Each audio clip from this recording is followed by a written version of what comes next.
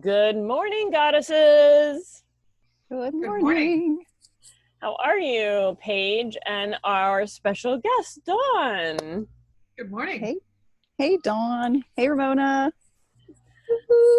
From cold Massachusetts, a weird little bit of snow this morning in April here in Massachusetts. It's like, oh my gosh, I'm like, still, let's get through winter. I'm done. And we're sitting outside in Florida. I know. Well, I'm pretending you. like I'm outside. Can you see this image back here? This is like, I'm going to be in pretend mode. I'm there at the beach with you. Nice. Awesome. How are we all doing this morning? I'm great. I went out to the beach. I can't tell you how wonderful it is that they reopened it. And I know a lot of people think we shouldn't. And given everything that's going on, it really is healing. And people are behaving. And for me, I mean, it's been all the difference in the world. And when you talk about water and all this that we're talking about this week with Mama Qocha, I mean, just to stick my feet in the water and feel those waves on my feet, it's almost like I can do anything. Yeah. You know, it's just like, here's some energy, here, go with it, go with the flow. So that's where I am today. Awesome. How about No, you? I hear you. I hear Paige, because I feel today that I just took a 3-mile walk, and between the elements of the wind blowing me and this concept of the water and behind me and going with the flow and the energy, letting the energy just keep, like with a riptide, you just got to move with it, and I'm feeling like, okay, I'm in the riptide. Let's just go with it, because no sense in trying to fight this. This is a whole new level of existence. So I feel pretty good today. Well, and just as you were talking a moment ago about that it's snowing, this is another element of water. No, wait. Let's end that conversation. We don't want to bring in that intention of snow, but no, it was a very light coating, like, when you do dust powder on a cake, it's just like, we're still here. Winter's still making its place known. It's like, okay, but we're not quite yet into spring up here. So, yeah. Well, I today am feeling more enlivened, is the word. Enlivened. I like enlivened. I had a week of cleansing, which was all a lot of liquid, so working with that water element.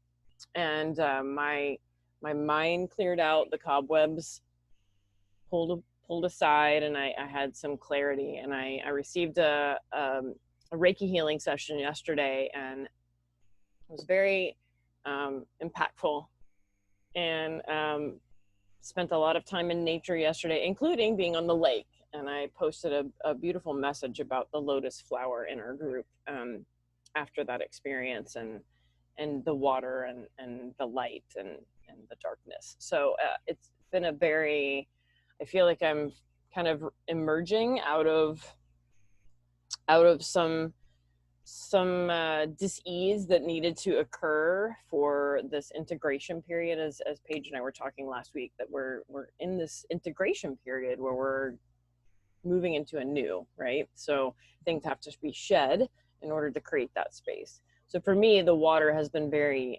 powerful in that movement, in that expression through my food, as well as through the actual connection to the water.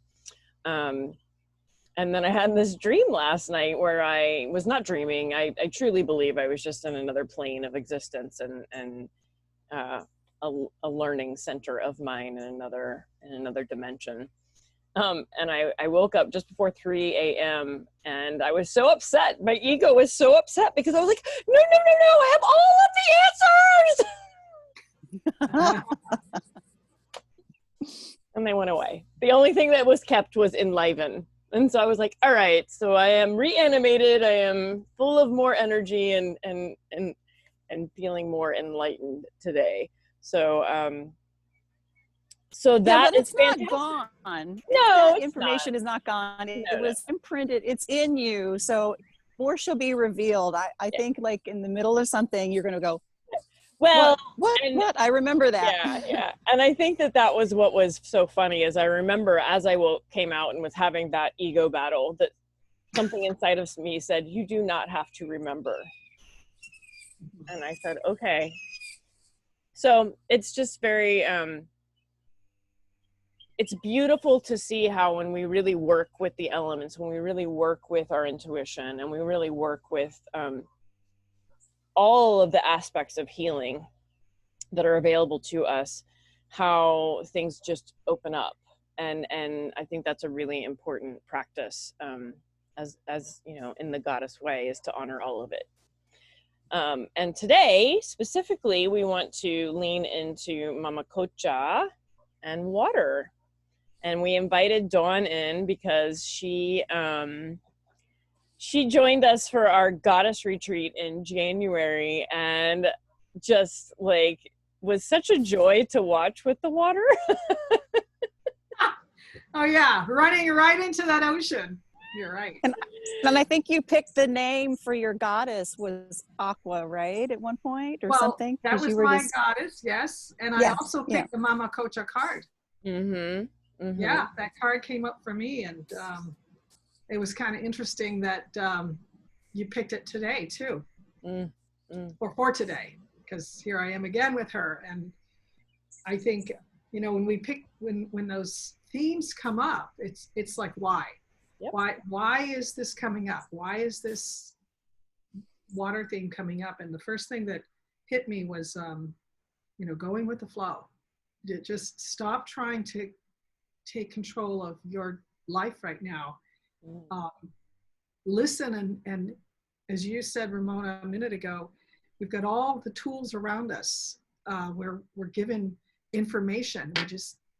We have to listen. Mm-hmm. We have to hear them. And for me, also as a kinesthetic and a tonal, you know, I'm thinking of feeling it. I mean, going in the water like you did, Paige, at the beach, and putting, you know, I don't know if you put your feet in like I would have. I don't know how warm it is, but gosh, It's cold. It's cold still? Okay. It's cold, yeah. Well, it wasn't cold in January. Well, again, you have a different temperament than we do. I know, but even just being there in the sand, having your feet, you know, literally rooted in at that ocean, or in the grass, Paige, at the lake, Ramona, when you were at the lake, you know, when we take ourselves out of this house or apartment or wherever we're living, and we put ourselves back in nature, she speaks to us on so many different levels. And the water, the calling of the water coming to us is like so soothing. You know, it's like, oh, let me just be there. And you know, today I really wish, well, I've got the ocean behind me today, so I'm really wanting to be near a body of water too. I don't have one near me, but I could go, I guess. I could try to go to the beach. I don't know. It's only an hour and a half away. It's a thought.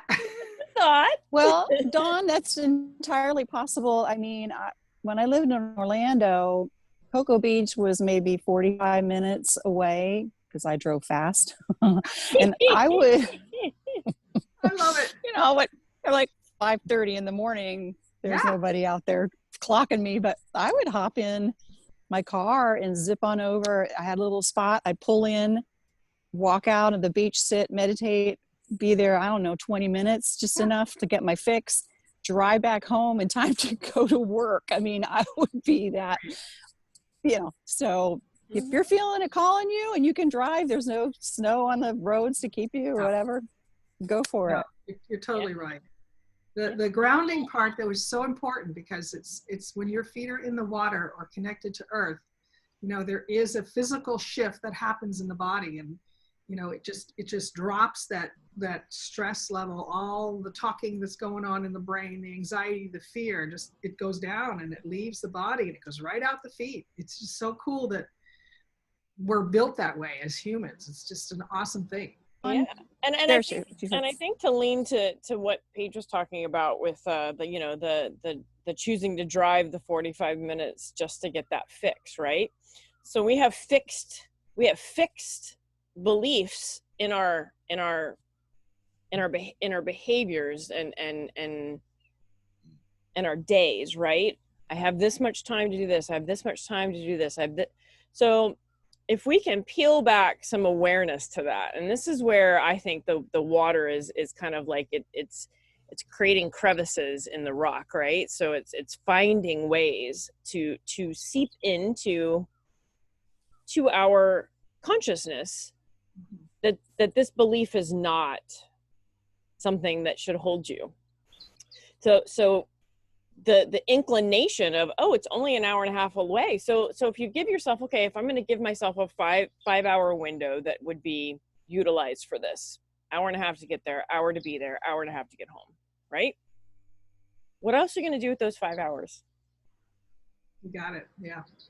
Like, Nothing. What else is it that Not we're right putting now. as more important? Right. But even in the days that we aren't in this situation, what is so much more important than our intuitive needs being met? Yeah. And to me, that's one of the beautiful things about water, is that it may be a trickle, it may be a drop, it may be just a little bit getting through that rock, but over time it wears a groove into it to find a path that becomes a river, right?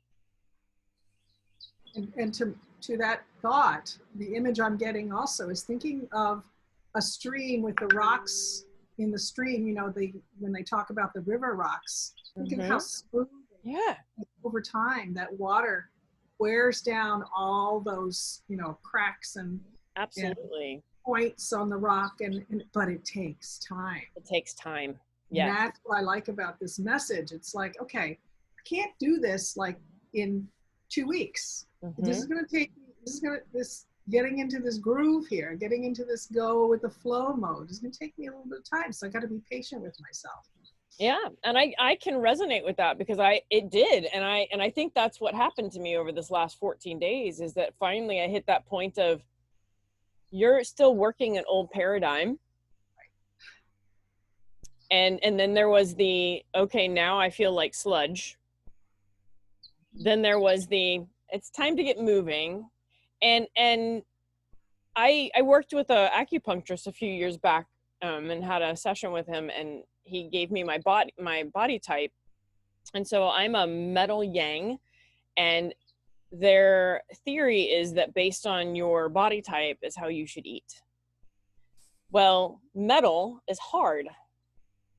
And so it strikes and it's very cutting. And so if anyone knows me, I'm pretty like to the point when it comes to things.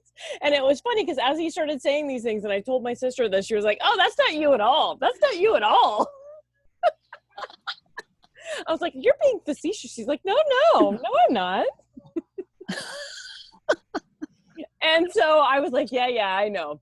So it has given me a point of awareness around that in myself. But also, because of that, I need there to be flexibility within me. And so my eating type is liquid. I'm supposed to be juicing and smoothies, and like 90% of my diet should be more fluids.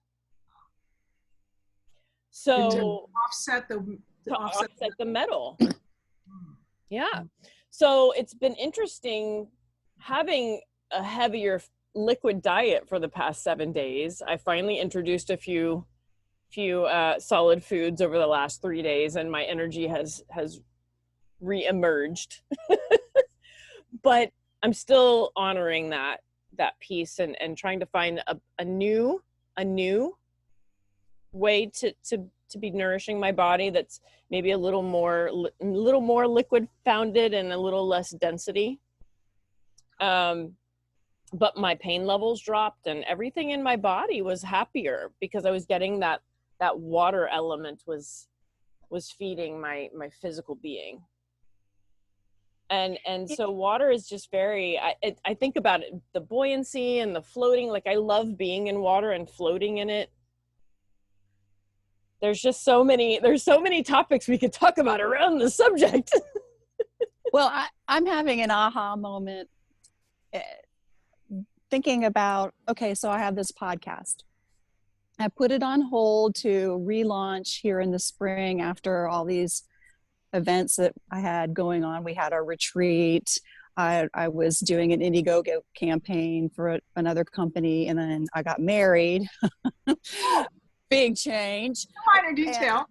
Yeah, you're right. Oh, and in between there, we bought a house. So, I mean, there's big stuff going on.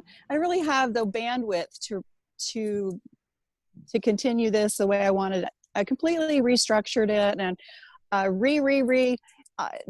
things. And I thought, okay, today, 4/22/20, I was going to relaunch my podcast, and I've been working diligently and all that goes into that. And it dawned on me yesterday, thinking about water, and I was thinking, okay, I don't think it's going to happen unless I force it, unless I just like power through. And I kept thinking of all these, but I need to do this and I need to do that. There's a lot of that goes behind recording a podcast, at least in my mind, the way I want to do it. And I thought, why does it have to be today? I mean, I just thought it was the new moon. There were just so many things about it that why don't I go with the flow and do what needs to be done? And if it doesn't get done today, there's always tomorrow. There's no one pointing a gun at my head saying, if you don't get this done, I'm not going to get fired from the job. So it's been an unusual experience and just in going with the flow and just letting it happen, because I'm imagining all of these obstacles are going to come across, like iTunes is going to block me because I don't have the right artwork, and and it hasn't happened yet, all these beliefs and I'll find my way around it. It's fine. So and oh my gosh, this morning I was thinking about that as I was on the beach, and what a relief. It was just like, oh, okay. It's going to be as it's going to be. And that was my aha just now. Yeah. Thank you for bringing that to my awareness. I mean, it wasn't really like, I'm going to think about water and see. I mean, how it just comes to you. Yeah. So, yeah. Well, I think we get our to-do lists out. We get our wood element who has to get things done, and boom, boom, boom, boom. And that water element is like, no, we're going to go with the flow. And it's, some of us have difficulty going with the flow. Yes. And even when the light is shining on the fact that we should go with the flow, like you're saying, Paige, it can be uncomfortable. And I think finding the comfort in that place, in that flowing, that's the key, I love that you just used that word, the comfort in it. And I think that if we think about the different ways that water brings us comfort, right?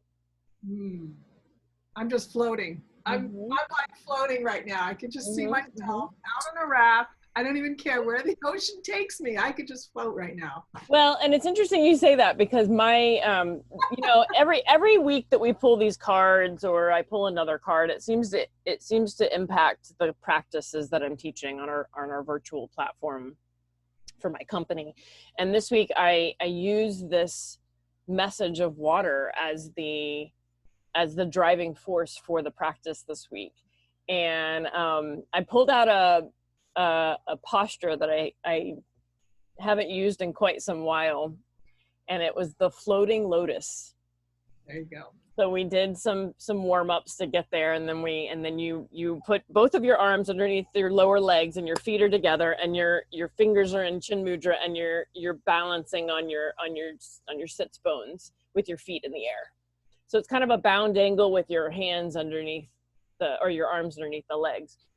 And it really shifted my energy when I taught that practice, because that whole day I was still feeling just very dense and a little bit not myself. And then I taught that session, and we got to the end of it, and we were all laughing and just being in the joy of it, because we had opened up that sacral chakra. We had opened up that beautiful lotus of creativity and emotions and feelings. And that's the other thing about water that we want to be aware of, is that emotions move, right? So we don't wake up every day in the same place. We're watching Picard on CBS right now. and a lot of the foundation of this series comes back to a character from the original series called Data. And Data is this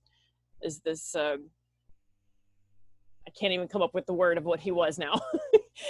He's like an AI creature, yeah, right? AI. He's Thank you. I was like, why can't I come up with the word? Anyway, he was AI, and so it's been interesting thinking about that character and how he was so emotionless, and he was trying so hard to be funny and make jokes, and we aren't AI. We are human, and we have emotion. And this morning, Sue sends me this beautiful picture. It says, emotional honesty is the key to spiritual strength. And I have been living in that these last few weeks, but I believe in my heart that has been the key to my unlocking my spiritual path, was honoring those emotions. And we, in my experience, are raised to believe that those emotions are bad, that it's not okay to feel all the things that we feel. And to me, Mama Qocha is saying, no, honey, no, goddess, feel.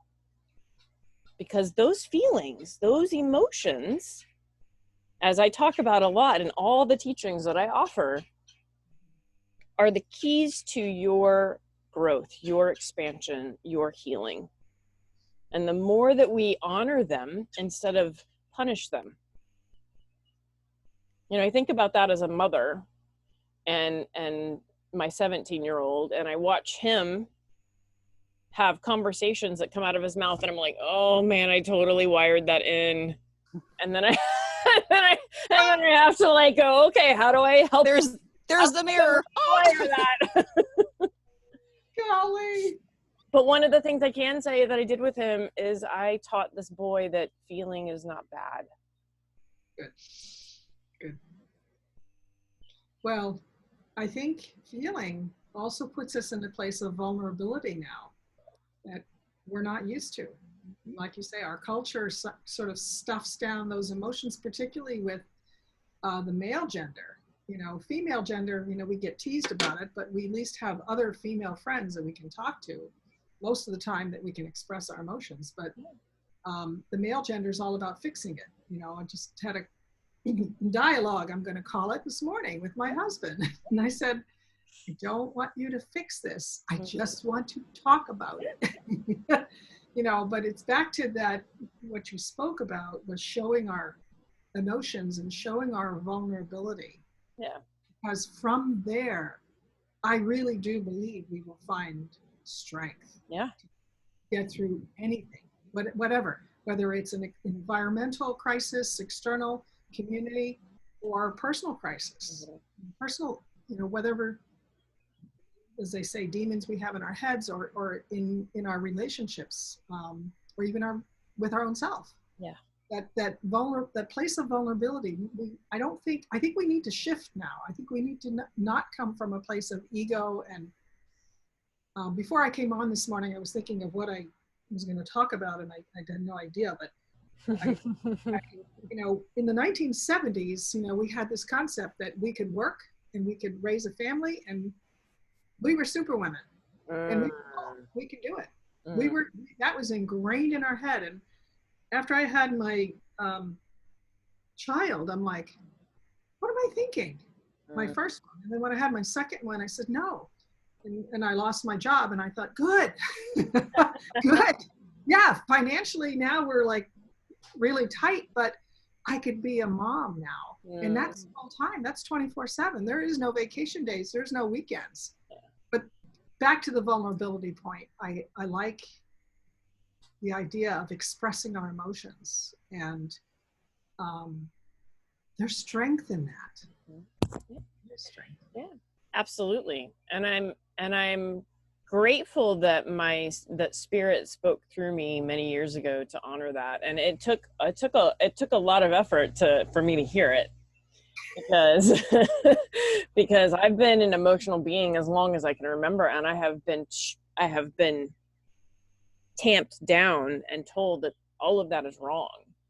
And in the last 5 years, I would say, since I have really come into honoring my authentic voice and knowing, and to be honest with you, it was my health that was the key to that, because my sacral chakra was so locked that there was so much pain in my body because I wasn't honoring my emotional self, which then became my thyroid issues, which then became, this stenosis issue, which then became, and again, if you look at the whole energy body, it all impacts one another. So if we're not waking up the things down in the lower, then the ones in the upper are like, I don't know what to do because I don't have what I need from the earth, So it was when I really started to just honor the flow, honor the tides, honor the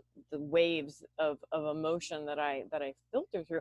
And that doesn't mean that I'm proud of every action that comes out of me due to those emotions, but it does mean that when they show up, there's a reason, and I don't punish myself for them. I observe them, and then I go back and make,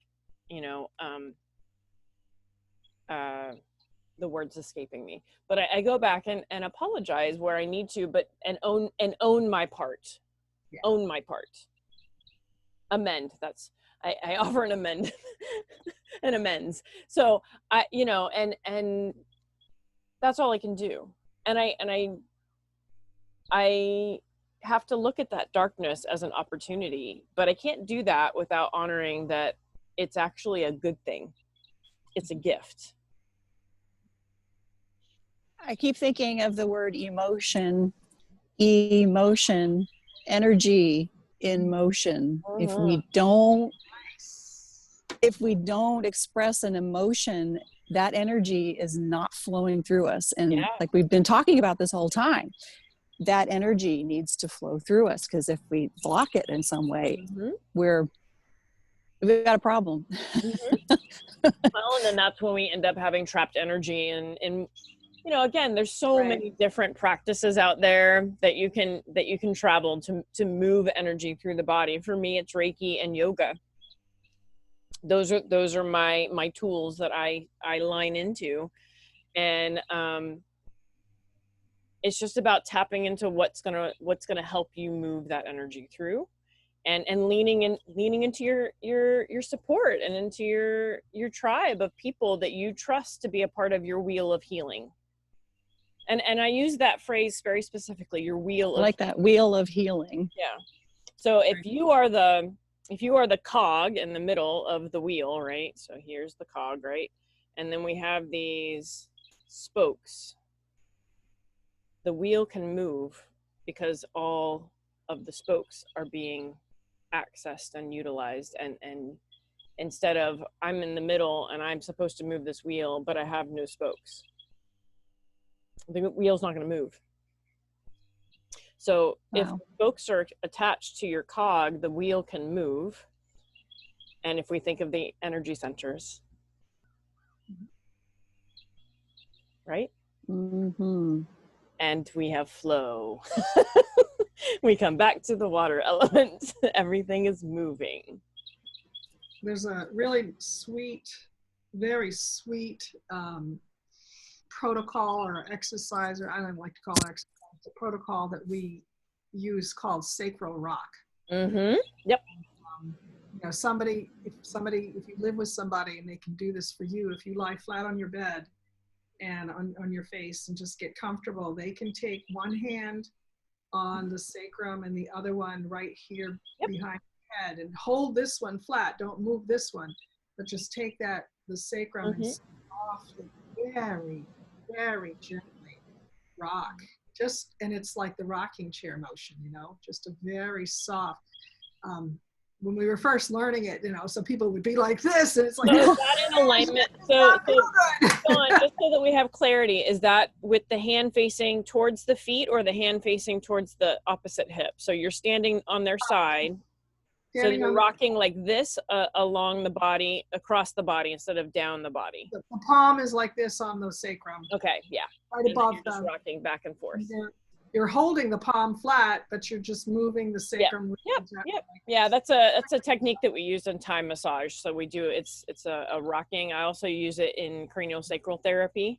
Yep. But we do this motion here with the hand at the occiput and the hand at the sacrum. Another thing that you can do that you don't have to have a person help you with is if you watch the practice that I offered this past Monday, I did a hip rock. So you're lying on your back, your feet are on the floor, and you're just moving in and out of a pelvic tilt. So you're taking your pelvis up and down. You're lying flat? Yep, you're lying on your back and you move in and out of that curve of your low back. Oh, nice. And it just really takes you into that rocking. Again, so inhale and exhale. And so again, there's so many techniques that we can bring in. It's tapping into which ones can speak to you and where you are in your life. But I love that one because then it gets you involved with bringing another person in, and that the healing of touch. And that's one of the things I'm missing in my life right now. I'm a massage therapist by nature, and so I've been working in touch therapy for 17 years, and I am not touching right now. And so it's a very interesting experience to be going through in my psyche. And you know what, though, you're in a different place in life too than I am. And I can tell you this, if I can say it. Let's see, here comes the tears. Touch your children, touch your son, touch your husband. Oh yes, and yes. He'll be gone. Yeah. And I don't even see my kids now. They're independent. We gave them wings. They're gone. They're up and they're doing their lives and they're in relationships, and it's wonderful. And some have a child and they're off doing their own thing, but we don't have the chance now. And when they come to visit, it's a quick visit, and usually there's a lot of people around, so that you get a hug to greet and that's it. And the chance of just like doing a sacral rock, for example, and having that lovely connection. So what am I saying? Absorb this. Oh yeah. And really enjoy this, because this is giving you that opportunity. So and we are. I'm missing the heart hugs that I get from my sisters. But I honor this time, absolutely. So thank you for that, Dawn. Yeah, that's one of the things that somebody asked on Facebook. What's the first thing you're going to do when this pandemic is over?